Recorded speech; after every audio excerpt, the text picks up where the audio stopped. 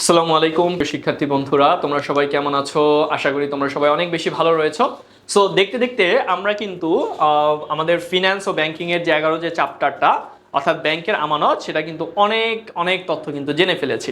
আজকের লেকচারে আমরা ইলেকট্রনিক ব্যাংকিং সেবা সম্পর্কে বিস্তারিত জানার চেষ্টা করব। তাহলে চলো আমরা কোনো প্রকার কালক্ষেপণ ছাড়াই আমরা আজকের ক্লাসে প্রবেশ করি।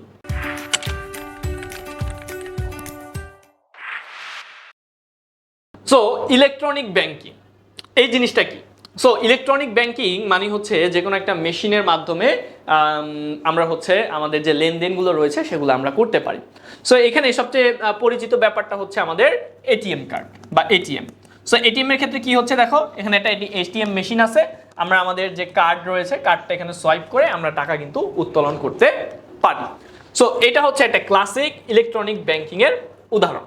এখন এটা তো জাস্ট একটা, এর মধ্যে আরো অনেক কিছু রয়েছে, যেমন online banking, mobile banking, debit card, credit card service, এগুলো সবই ইলেকট্রনিক ব্যাংকিং এর মধ্যে পড়ে। সো আমরা একটু আমাদের যে ব্যাংকিং রয়েছে এই ব্যাংকিং সেবার যে পরিবর্তিত রূপ রয়েছে সেগুলো সম্পর্কে একটু দেখি। যেমন আগে যখন তুমি ব্যাংকে টাকা জমা দিবা, ব্যাংকে থেকে টাকা উঠাবা, তখন কিন্তু বড় ধরনের একটা লাইন লাগতো। সো টাকা ব্যাংকে বড় লাইন লাগাইয়া তোমাকে টাকা দিতে হইতো, আবার লাইনে দাঁড়াইয়া তোমাকে টাকাটা উত্তোলন করতে হইতো, যেটা কিন্তু অনেক বেশি স্ট্রেসফুল এবং টাইম কনজিউমিং ছিল। বাট বর্তমানে যদি একটু দেখো, এখন টাকা ট্রান্সফার করা জাস্ট তোমার কাছে একটা স্মার্টফোন আছে, তুমি যে ব্যাংকে টাকা রাখছো তার একটা অ্যাপ্লিকেশন আছে, অ্যাপ রয়েছে, অ্যাপের মধ্যে ঢুকবা, কাকে টাকা পাঠাবা, অ্যাকাউন্ট নাম্বার দিবা, ট্যাপ, শেষ, টাকা কিন্তু পাঠানো শেষ। এবং সিমিলারলি আরেকজন যে তোমাকে টাকা পাঠাবে, these are very simple nowadays. So আমাদের আগে দাঁড়িয়ে দাঁড়িয়ে লাইনে দাঁড়িয়ে টাকা দিতে হইতো, সময় নষ্ট হইতো। বর্তমানে প্রযুক্তির ছোঁয়ায় এইগুলো এখন খুবই সোজা হয়ে গেছে। এবং আগে দেখা যেত যে আমাদের নির্দিষ্ট একটা টাইমের মধ্যে ব্যাংকিং লেনদেন করা লাগতো, উইকলি 2 দিন অফ যাইতো, ব্যাংকিং লেনদেন করা পসিবল হইতো না। বর্তমানে সব কিছুই অনেক বেশি ইজি হয়ে গিয়েছে এবং আমরা 24/7 সপ্তাহে 7 দিন, দিনে 24 ঘন্টা আমরা ঘরে বসে আমাদের ব্যাংকিং কার্যক্রম কিন্তু সম্পাদন করতে পারতেছি। এখন চলো ইলেকট্রনিক ব্যাংকিং এর মধ্যে যে দুইটা গুরুত্বপূর্ণ কার্ড রয়েছে সেই দুইটা গুরুত্বপূর্ণ কার্ড সম্পর্কে জানি। একটা হচ্ছে ডেবিট কার্ড আর একটা হচ্ছে credit card. Those are like similarity, দুইটাই দেখতে একই রকমের, দুইটাই প্লাস্টিক মেটালিক দুইটা কার্ড। সো দুইটার মধ্যে ডিফারেন্স কি? ডেবিট কার্ড সাধারণত হচ্ছে তুমি তোমার অ্যাকাউন্টে যে কয় টাকা আছে সেই সর্বোচ্চ সেই টাকাটাই ব্যবহারের অনুমতি দেয় হচ্ছে তোমার ডেবিট কার্ড।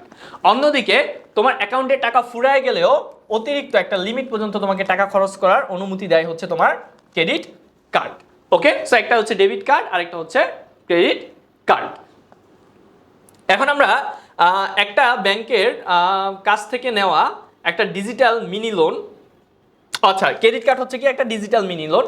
সো তুমি চাইলেও কি করতে পারবা, ও তোমার অ্যাকাউন্টে টাকা আছে 50,000, তুমি চাইলে কিন্তু যদি তোমার ক্রেডিট কার্ড থাকে এবং সে যদি তোমাকে লিমিট দেয় 20,000 পর্যন্ত, তাহলে কিন্তু তুমি 70,000 টাকা পর্যন্ত ব্যবহার করতে পারবা। 20,000 টাকা তোমার কাছে একটা মিনি লোন হিসাবে কাউন্ট হবে।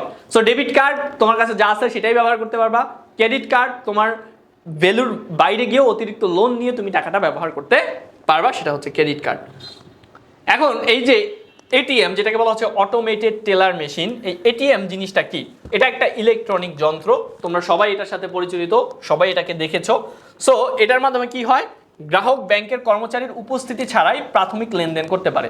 সো এই মেশিনে সামনে আমার কোনো কর্মকর্তা লাগবে না, ওকে যে আমার চেক দেওয়া লাগবে না, ও ভেরিফাই করবে, সাইন করবে, সব কিছু, এগুলো কোনো কিছুই দরকার নাই। এই মেশিনটা কি করবে, আমার যে কার্ড রয়েছে সেই কার্ডটা রিড করে আমার কিন্তু এই টাকা যদি আমার লাগে টাকা আমি পরিশোধ করতে পারবো বা টাকা আমি ওখান থেকে উত্তোলন করতে পারবো। দুইটাই কিন্তু সুযোগ থাকে এটিএম ব্যাংকে বা এটিএম কার্ডে বা এটিএম মেশিনে। এখন আমরা এটার সুবিধা কি দেখব। এক নম্বর হচ্ছে যে এখানে আমার কোনো ব্যাংকে কর্মচারীর কোনো সাহায্য সহযোগিতা দরকার নাই, ব্যাংকে যাওয়ারও দরকার নাই, এটা আমার বাসার কাছে অনেক জায়গায় এটিএম ব্যাংক আছে, আমি এখান থেকে আমার টাকা জমা দেওয়া বা উত্তোলন করা দুই সার্ভিসটাই পেয়ে যাচ্ছি। সেকেন্ড হচ্ছে যে ব্যাংকিং লেনদেনের সময়সূচির বাইরে 24/7 আমি যখন ইচ্ছা টাকা উঠাইতে পারবো, টাকা রাখতে পারবো। সো এটাও কিন্তু পসিবল। তারপর কি দেখো, টাকা বা চেক জমা দেওয়া এবং হিসাবের বিবরণী জানাও সম্ভব। সো এখান থেকে আমি জানতে পারবো যে আমার ব্যাংকে কত টাকা আছে এবং হচ্ছে ব্যাংকের যে আমার যে স্টেটমেন্ট সেটাও কিন্তু আমরা এখান থেকে খুব সহজেই পেয়ে যেতে পারি। তারপরে আমরা চলো একটু মোবাইল ব্যাংকিং সম্পর্কে জানি। আমরা মোবাইল ইউজ করে যে ব্যাংকিং সার্ভিসটা করে থাকি সেটাই বলা হচ্ছে মোবাইল ব্যাংকিং। এক্ষেত্রে বিভিন্ন অ্যাপ যেমন হচ্ছে তোমার বিকাশ, নগদ, রকেট এগুলা ব্যবহার করেও কিন্তু আমরা কি করি, আমরা হচ্ছে লেনদেন বা ব্যাংকিং কার্যাবলী করে থাকি এবং এটা বর্তমানে খুবই খুবই বেশি পপুলার। নগদ, বিকাশ, রকেট এগুলোর নাম কে না শুনেছে বলো? সবাই আমরা কিন্তু এগুলো সম্পর্কে জানি এবং এগুলোর মাধ্যমে কিন্তু আমরা ব্যাংকিং লেনদেন করে থাকি। তারপরে রয়েছে আমাদের এসএমএস ব্যাংকিং। আমার হচ্ছে ব্যাংকে বর্তমানে কত টাকা আছে এই টাকাটা জানার জন্য আমার ব্যাংকে যাওয়ার দরকার নাই। আমি ব্যাংকে একটা নির্দিষ্ট এসএমএস কোড আছে, এটা যদি এসএমএস করি ওরা কিন্তু ফিরতি মেসেজে আমাকে জানাই দিবে যে ব্যাংকে কত টাকা আছে, কত টাকা উত্তোলন করা হয়েছে। এই জিনিসগুলো কিন্তু বলা হয় এসএমএস ব্যাংকিং। সবচেয়ে সোজা হিসাব হচ্ছে তোমার ফোনে ব্যালেন্স। তোমার ব্যালেন্স দেখার জন্য কি করো, *24, মনে করো জিপির জন্য কি করো, *566# ডায়াল করো, তাই না? এটা ডায়াল করার সাথে সাথে তোমার কি আসে, আরেকটা ফিরতি এসএমএস আছে। এসএমএস এর মধ্যে তুমি দেখতে পারো যে তোমার ব্যাংকে কত টাকা রয়েছে, মানে হচ্ছে তোমার মোবাইল ব্যালেন্স কত টাকা রয়েছে। সিমিলারলি ব্যাংকে কত টাকা রয়েছে এটা ব্যালেন্স যেভাবে চেক করা হয়, সিমিলারলি ব্যাংকের ব্যালেন্সও এইভাবে চেক করা হয় এসএমএস ব্যাংকিং এর মাধ্যমে। এখন ব্যবহারিক কিছু সমস্যা রয়েছে এখানে। দেখো, তুমি একটা বড় সুপার শপে কেনাকাটা করতে গিয়েছো, বিল দেওয়ার সময় খেয়াল করলে যে তোমার ব্যাংকে অ্যাকাউন্টে জমানো টাকা নাই। তুমি তো অনেক কি করলা অনেক হচ্ছে কেনাকাটা করলা, কেনাকাটা কইরা দেখো তোমার মানে পকেটে টাকা নাই। এখন কি করবা? তোমার যদি ডেবিট কার্ড থাকে তাহলে কিন্তু তুমি টাকাটা পরিশোধ করতে পারবা না, কারণ ডেবিট কার্ড বলে কি ভাই তোমার যে কয় টাকা আছে তুমি সর্বোচ্চ সেটাই ব্যবহার করতে পারবা। কিন্তু তোমার কাছে যদি একটা ক্রেডিট কার্ড থাকতো তাহলে কিন্তু তুমি নির্দিষ্ট অ্যামাউন্টের বাইরে গিয়েও তুমি লেনদেন করতে পারতা। সো দেখো, ও যখন ডেবিট কার্ড ব্যবহার করতেছে ডিক্লাইন বলছে, কারণ হচ্ছে ওর ইনসাফিসিয়েন্ট ফান্ড রয়েছে। এবং যখন ও ক্রেডিট কার্ডটা ব্যবহার করলো, কারণ ওর অ্যামাউন্টের বাইরে গিয়েও ব্যাংক থেকে লোন নিয়ে টাকাটা পরিশোধ করেছে, এজন্য দেখো এখানে কিন্তু অ্যাপ্রুভ লেখা উঠেছে। সো এই অবস্থায় আমাকে প্রশ্ন করেছে, এই অবস্থায় কি আমি ডেবিট কার্ড ব্যবহার করব নাকি ক্রেডিট কার্ড ব্যবহার করব? তোমরা নিশ্চিন্তে বলতে পারো, যেহেতু ডেবিট কার্ডে আমার নির্দিষ্ট অ্যামাউন্টের বাইরে পে করার কোনো সুযোগ নাই, ক্রেডিট কার্ডের মাধ্যমে আছে, তাহলে এই ধরনের পরিস্থিতিতে ক্রেডিট কার্ডটা বেশি যৌক্তিক হবে। ওকে, তো সমাধানটা তো আমরা করে ফেললাম। আজকে আমরা কি শিখলাম? আজকে আমরা ইলেকট্রনিক ব্যাংকিং সম্পর্কে জানলাম। ইলেকট্রনিক ব্যাংকিং এর মধ্যে আমাদের মোবাইল ব্যাংকিং, তারপরে হচ্ছে গিয়ে তোমার আরো অনেক ধরনের ডেবিট কার্ড, ক্রেডিট কার্ড, এরকম বিভিন্ন ধরনের ব্যাংকিং লেনদেন সম্পর্কে আমরা জানতে পারলাম। এগুলো কিভাবে আমাদের সময় এবং শ্রম বাঁচিয়েছে এবং আমাদের জীবনকে কিভাবে আরো সহজ করে তুলেছে সেগুলো সম্পর্কে কিন্তু আমরা বিস্তারিত আজকে জানতে পেরেছি। সো তোমাদের একটা বাড়ির কাজ রয়েছে কি, ডেবিট কার্ড এবং ক্রেডিট কার্ড, এই দুইটা কার্ডের মধ্যে আসলে মূল পার্থক্যগুলো কোথায় সেগুলো তোমরা হচ্ছে তোমার খাতায় লিখবে এবং তোমরা বাস্তব জীবনের সাহায্যে উদাহরণের মাধ্যমে বিষয়টা বোঝানোর চেষ্টা করবা।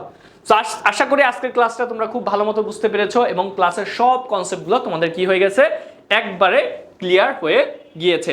তোমরা যদি আমাদের এই কোর্সগুলো বা এই ক্লাসগুলো থেকে কোনো কিছু শিখতে পারো তাহলে কিন্তু তোমরা আইটেক স্কুলকে পে করতে পারো। সো নিজেদের সামর্থ্য অনুযায়ী তোমরা ফি পেমেন্ট করতে পারো এবং নির্দিষ্ট অ্যামাউন্টে যদি একটা পে করো তাহলে কিন্তু তোমরা অটোমেটিকলি আমাদের অনলাইন প্রাইভেট কেয়ার ব্যাচে চলে আসতে পারবা, যেখানে আমরা অনেক প্র্যাকটিস করার মাধ্যমে তোমাদের সর্বোচ্চ প্রস্তুতির নিশ্চয়তা দিব। তোমরা কোর্স ফি প্রদান করার জন্য আমাদের ওয়েবসাইট অথবা আমাদের হটলাইন নাম্বারে কল করতে পারো। সো আশা করি তোমরা সবাই ভালো থাকবে। Have a nice day.